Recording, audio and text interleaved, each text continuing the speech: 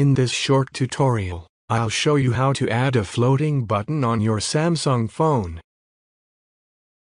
This feature is especially useful for accessibility, multitasking, one-handed use, and customizing your device for quicker access to key functions.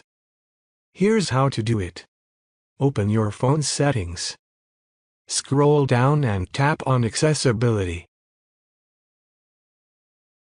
On the Accessibility page, select Interaction and Dexterity. Find and enable the Assistant menu option.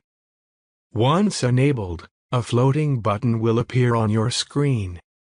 This Assistant menu gives you quick access to essential features and tools, and it stays visible wherever you go on your phone. That's how easy it is to turn on the Assistant menu on your Samsung device. If you have any questions, feel free to drop them in the comments section below.